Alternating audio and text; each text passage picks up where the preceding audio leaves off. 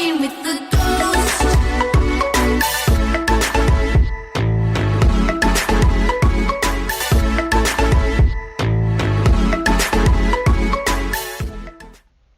Well, the Walking Dead, the mid-season finale has come and gone. And what were my thoughts? Well, I enjoyed this episode. A lot went on.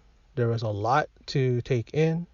And questions were answered, I should say.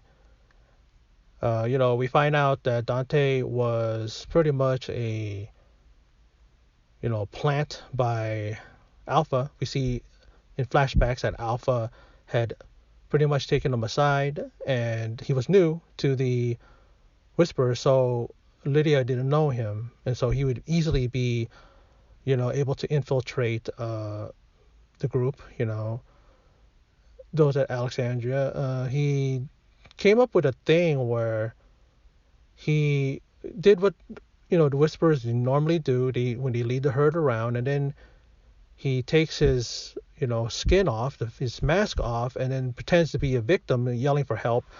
And a group of strangers, come to his aid, and then he's able to take them and find refuge in Alexandria. And so began his deception, if you will. Then we see how Rosita came in with Coco and was asking for Sadiq, and Dante was trying hard to kind of play it off, to say, hey, he went out to do something and something just clicked and she didn't believe him, and he saw that she kind of was onto him, and he tries to choke her out. She puts for that, she's able to put Coco down, and then Sadiq turns, and he's a walker going right for Coco, and then in a fit of rage and some badass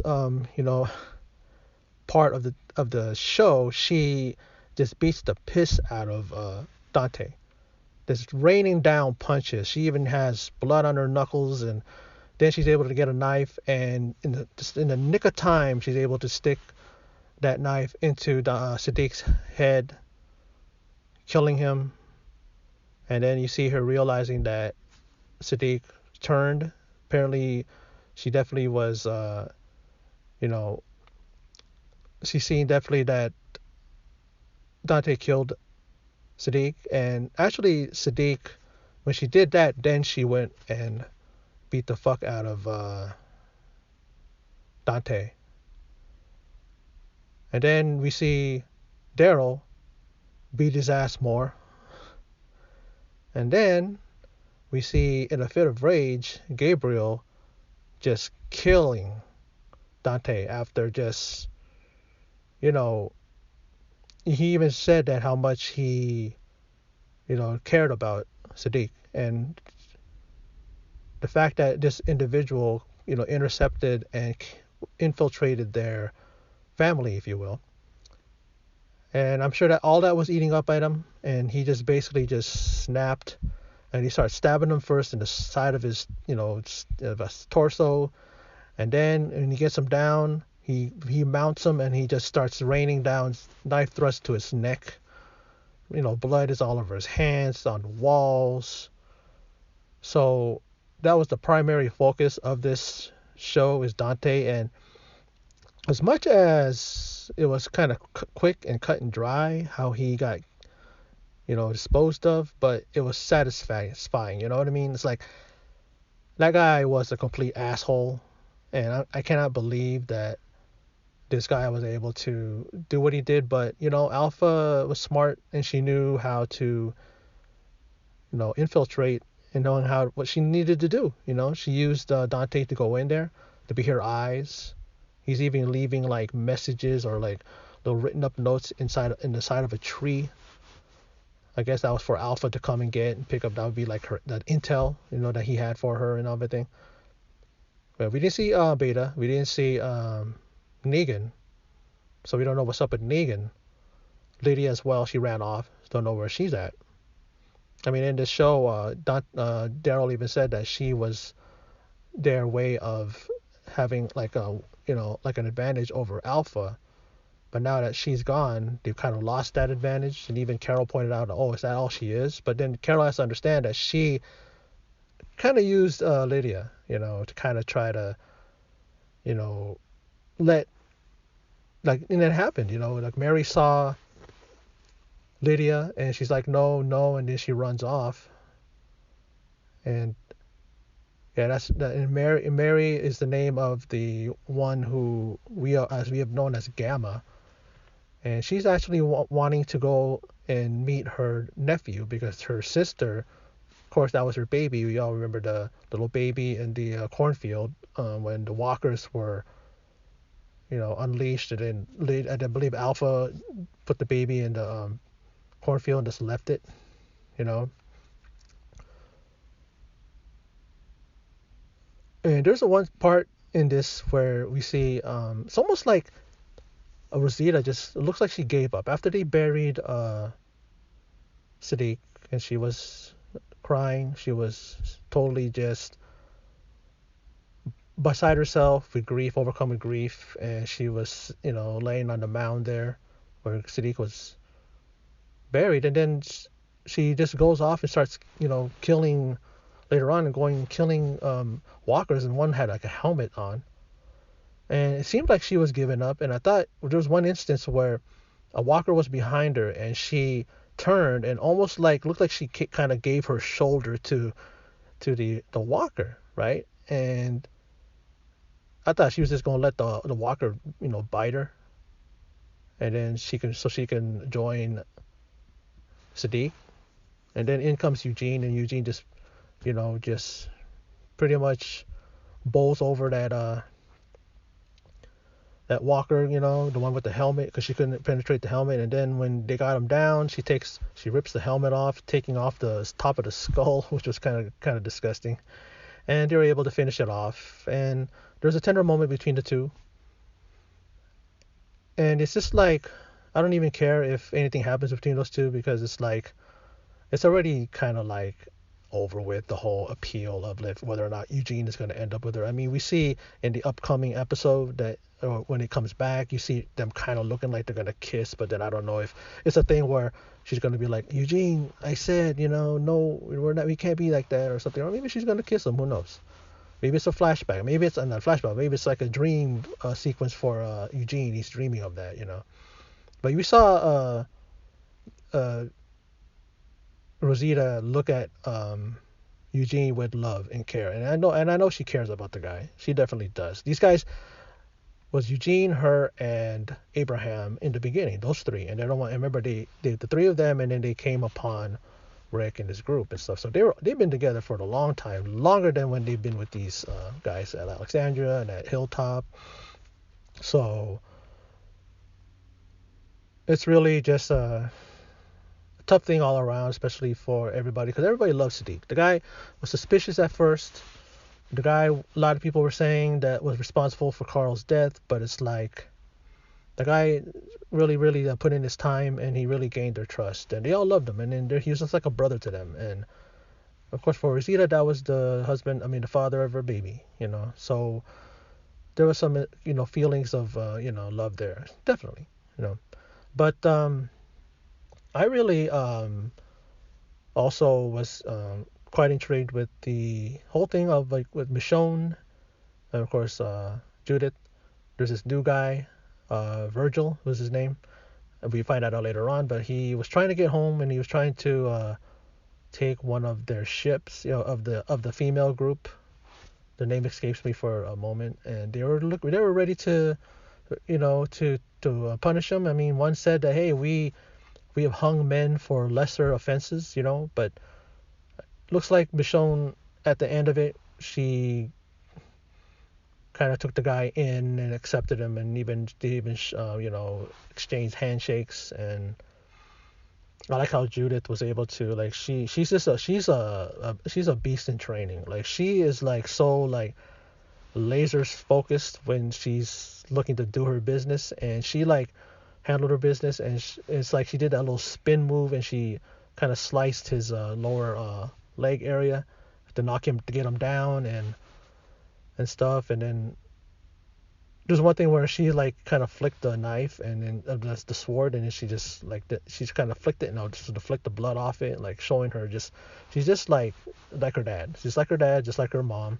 Michonne. And it's like it was pretty cool to see how she's gradually growing up, and she's definitely someone who can take care of herself. And then there's a tender moment between the two because Michonne feels like she needs to go and join everybody else, Daryl and Carol, and because of what happened with Sadiq. And she feels like she needs to join with them so that she could help in the fight.